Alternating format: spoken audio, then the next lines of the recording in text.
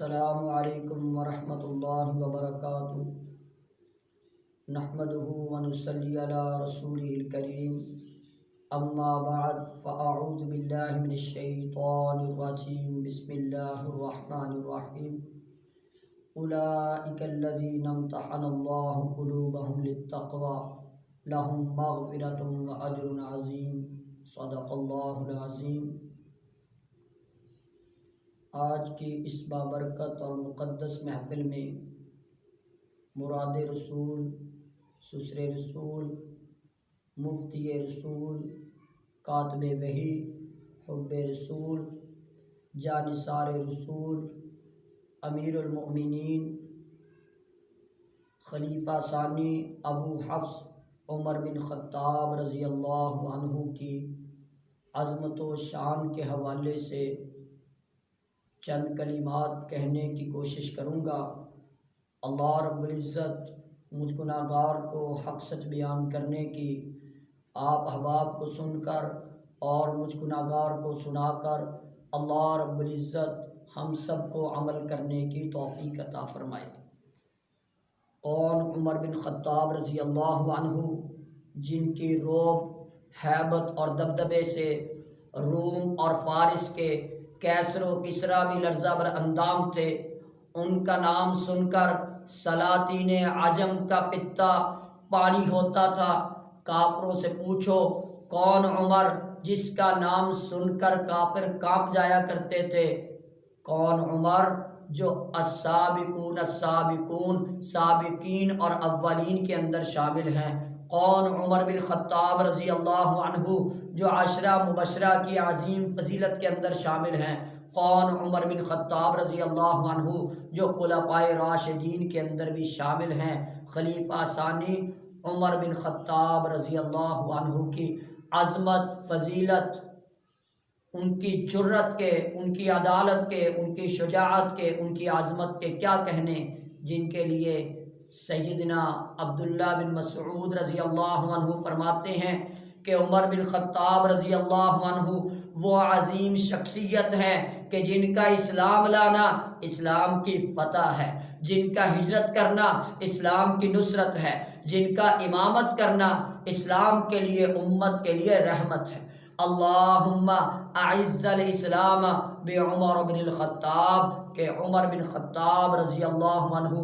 وہ عظیم شخصیت ہے جن سے اللہ رب العزت نے اسلام کو عزت عطا فرمائی، جن کی وجہ سے اسلام کو عزت عطا فرمائی، اسلام کو فتح عطا فرمائی، اسلام کو، امت محمدیہ کو نصرت عطا فرمائی۔ تو اتنا عظیم مقام و مرتبہ سیدنا حمزہ اور سیدنا عمر فاروق رضی اللہ عنہما نے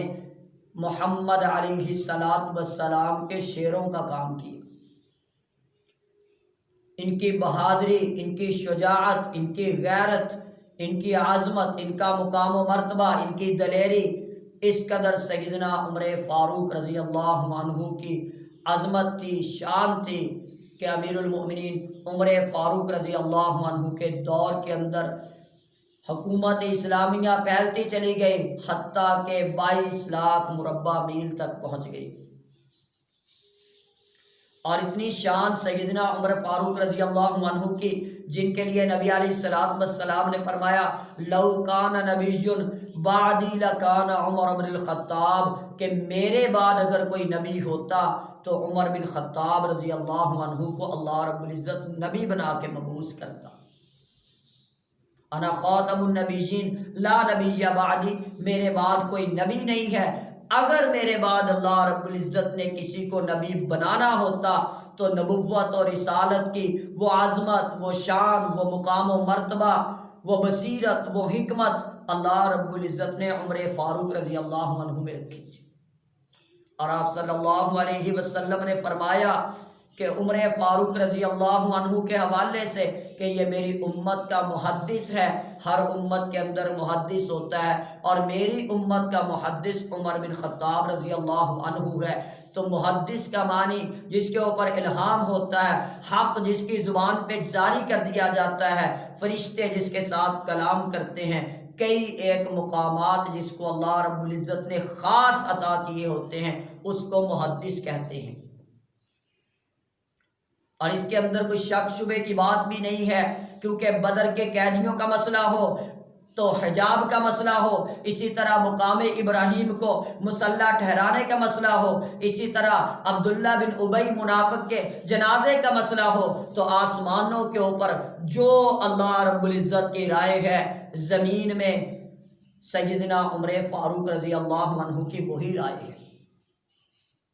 یعنی سب سے زیادہ قرآن مجید امتیوں میں سے سیدنا عمر فاروق رضی اللہ عنہ کی رائے کے مطابق، ان کی سوچ کے مطابق، ان کے اظہار کے مطابق، ان کی فقہ کے مطابق، ان کے فہم اور تدبر کے مطابق اللہ رب العزت نے قرآن نازل کر دیا۔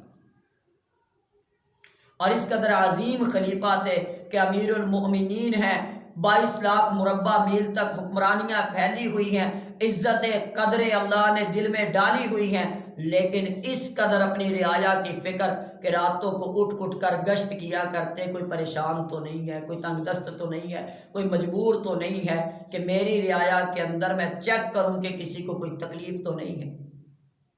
اتنا رعایا کا خیال تھا، اتنی فکر تھی، اتنا احساس تھا اس بات کے اوپر کہ ایک کتا بھی اگر عمر فاروق رضی اللہ عنہ کی خلافت میں، ان کی حکومت میں، ان کے دور میں اگر بھوکا پیاسا مر گیا تو عمر جواب کیسے دے گا اس کا؟ اور اسی امانت کے اوپر، اسی دیانت کے اوپر، اسی احساس کے اوپر، اسی قربانی کے اوپر، اسی شجاعت کے اوپر، اسی دلیری کے اوپر، اسی عدل کے اوپر اللہ رب العزت نے اتنی رحمتیں کر دی کہ دین اسلام کا، فتوحات کا، اسلامی حکومت کا دروازہ پھیلتا ہی چلا گیا، اتنا پھیلتا چلا گیا کہ دمشق، حمص، بصرہ، اردن، حوازن، مدائن، بیت المقدس، نیسابور، مصر، اسکندریہ، آذربائیجان، ہمدان، طرابلس، کرمان، سجستان، اصبہان، کئی ایک ملک سیدنا عمر فاروق رضی اللہ عنہ کے دور کے اندر فتح ہوتے ہیں، اور عظمت، شان اور مقام کے کیا کہنے کہ یہ عظیم ہستی وہ عظیم ہستی ہے جن کے لیے آپ صلی اللہ علیہ وسلم نے فرمایا عمر تو وہ عظمت والی، شان والی ہستی کا نام ہے جس کو دیکھ کے شیطان بھی راستہ تبدیل کر لیتا ہے۔ تو یہ عظیم ہستی اس قدر عظمت کا مقام رکھنے والی ہے کہ آپ صلی اللہ علیہ وسلم نے فرمایا کہ فتنوں کے درمیان ایک ایسا بند ہے، ایک ایسا دروازہ ہے کہ جب تک وہ دروازہ قائم رہے گا فتنے کراس کر کے اس دروازے کو گزر نہیں سکتے ہیں۔ تو اس دروازے سے مراد نبوت والی، رسالت والی زبان نے جو شہادت دی ہے اس سے مراد سیدنا عمر فاروق رضی اللہ عنہ ہے۔ تو یکم محرم کو سیدنا عمر فاروق رضی اللہ عنہ کی شہادت ہوتی ہے، تو ان کی شہادت کے اوپر پھر فتنوں کا ایسا دروازہ کھلتا ہے، پھر ایسی تلوار اٹھتی ہے، تو اس کے بعد پھر آج تک مسلمانوں کے اندر اتفاق و اتحاد اس طرح نظر نہیں آ سکا جس طرح کہ عمر فاروق رضی اللہ عنہ کے دور کے اندر تھا۔ تو یکم محرم کی نسبت سے میں نے سیدنا عمر فاروق رضی اللہ عنہ کو خراج تحسین پیش کرنے کے لیے، ان کی یادگاری کے لیے،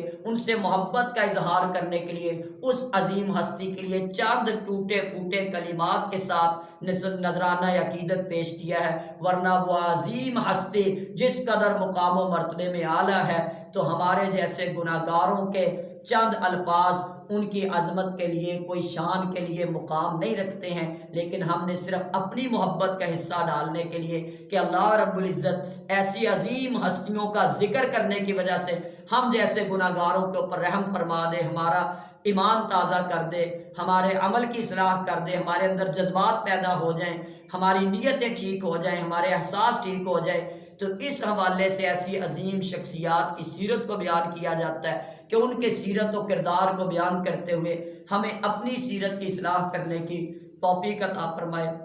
وآخر دعوانا الحمدللہ رب العالمین۔